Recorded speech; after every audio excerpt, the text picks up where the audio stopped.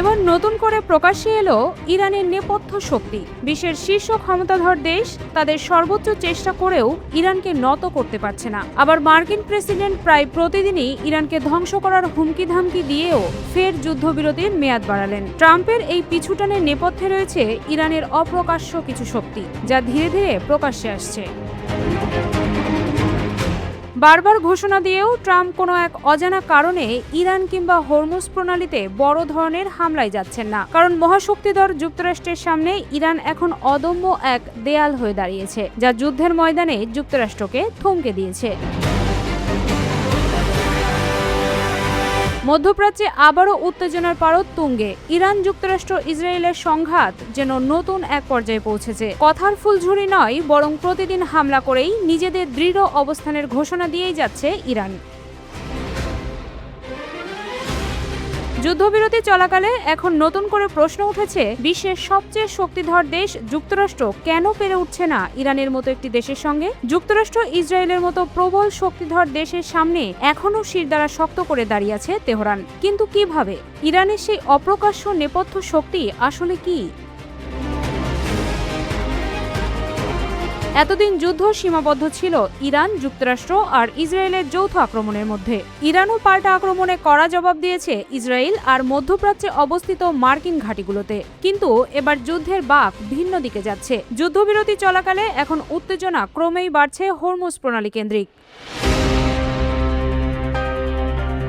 Donald Trump প্রায় প্রতিদিনই মুখ দিয়ে বলছেন এবার ইরানকে কঠিন শিক্ষা দেওয়া হবে। প্রথম দফা যুদ্ধবিরতি চলাকালেও মার্কিন প্রেসিডেন্ট হুঙ্কার দিয়েছিলেন ইরান চুক্তিতে না আসলে এবার ধ্বংস করে দেওয়া হবে দেশটিকে। কিন্তু যুদ্ধবিরতির মেয়াদ বৃদ্ধি করে কার্যত ট্রাম্প যুদ্ধের ময়দান থেকে কিছুটা হলেও সরে গেলেন বলে মন্তব্য ভাসছে ইরানের গণমাধ্যমে। অন্যদিকে ইরান শুধু হুঁশিয়ারিতেই থেমে নেই।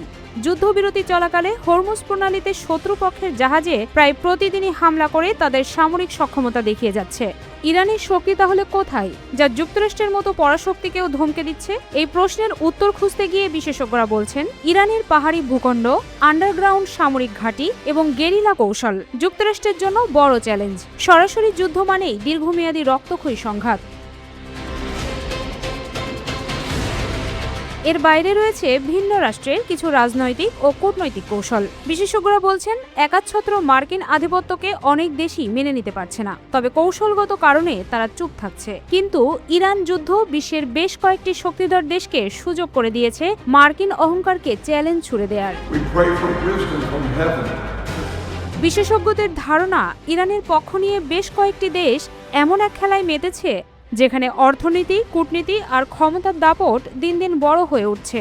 আর ইরানও সেই নীরব মিত্রদের ছায়ায় নিজেদের আত্মবিশ্বাস খুঁজে পেয়েছে। যুদ্ধ এখন আকাশ আর স্থল সীমাকে পেছনে ফেলে সমুদ্র আর রাজনৈতিক কৌশলের দিকে এগোচ্ছে। বিশ্বের প্রায় 20% তেল পরিবহন হয় হরমুজ প্রণালী দিয়ে। এই জলপথ নিয়েই এখন যুক্তরাষ্ট্র, ইসরায়েল আর ইরান লড়ছে। ইরান এরই মধ্যে এই পথ তাদের শত্রু রাষ্ট্রগুলোর জন্য বন্ধ করে দিয়েছে, যা বিশ্ব অর্থনীতিতেই বড় ধরনের ধস নামার ইঙ্গিত দিচ্ছে। ধারণা করা হচ্ছে এই কারণেই সরাসরি বড় হামলায় ঝুঁকি নিতে চাইছে না ওয়াশিংটন। যুক্তরাষ্ট্রের নিষেধাজ্ঞা কিছুটা শিথিল করার পর চীন এবং ভারত সহ বেশ কয়েকটি দেশ রাশিয়া এবং ইরানের কাছ থেকে তেল কিনছে, তাও আবার ডলারের বাইরে বিকল্প মুদ্রায়। ফলে ভেঙে পড়ার কথা থাকলেও ইরানের অর্থনীতি পুরোপুরি ধসে পড়ছে না। যুদ্ধ যত দীর্ঘায়িত হবে ততই ইরানের তেল বিক্রি বাড়তে পারে। এরপর হরমুজ প্রণালী যদি ইরানের নিয়ন্ত্রণে থাকে, তাহলে তেলের জাহাজ প্রতি টোল তোলার ঘোষণা এসেছে তেহরানের, যা নতুন করে ভাবিয়ে তুলেছে মার্কিন মুলুক থেকে শুরু করে গোটা বিশ্বকে। অনেক বিশ্লেষকদের মতে রাশিয়া, চীন, এমনকি উত্তর কোরিয়া পর্দার আড়াল থেকে ইরানকে কূটনৈতিক, প্রযুক্তিগত বা সামরিক সহায়তা দিচ্ছে। যদিও সরাসরি যুদ্ধে অংশগ্রহণের প্রমাণ নেই, তবুও এই শ্যাডো সাপোর্ট যুক্তরাষ্ট্রের জন্য বড় মাথাব্যথা। এরপর রয়েছে মধ্যপ্রাচ্যে ইরানের প্রভাব। এই অঞ্চলের বিভিন্ন দেশে ইরানের ব্যাপক প্রভাব বিস্তৃত, বিশেষ করে লেবানন, সিরিয়া, ইয়েমেন সব জায়গাতেই রয়েছে তাদের মিত্রগোষ্ঠী। এই প্রক্সি নেটওয়ার্ক যুদ্ধকে বহু ফ্রন্টে ছড়িয়ে দিতে পারে, যা যুক্তরাষ্ট্রের জন্য বড় ঝুঁকি।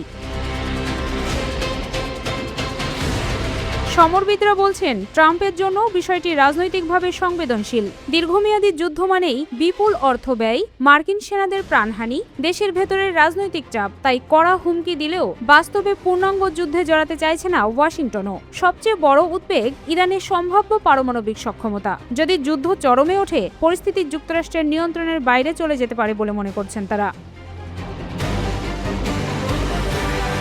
বিশ্লেষকরা বলছেন, এই যুদ্ধ কেবল অস্ত্রের নয়, এটি কৌশল, অর্থনীতি এবং ভূরাজনীতির লড়াই, যেখানে ছোট দেশ হয়েও ইরান ব্যবহার করছে বড় শক্তির দুর্বলতা। সব মিলিয়ে এটি এমন এক সংঘাত যেখানে জয় ছিনিয়ে নেওয়া কারো জন্যই অত সহজ নয়। মহাশক্তি হয়েও যুক্তরাষ্ট্র আটকে গেছে হিসাব নিকাশে, আর ইরান দাঁড়িয়ে আছে প্রতিরোধের প্রতীক হয়ে। এই যুদ্ধ কোথায় গিয়ে থামবে তা সময়ই বলে দেবে।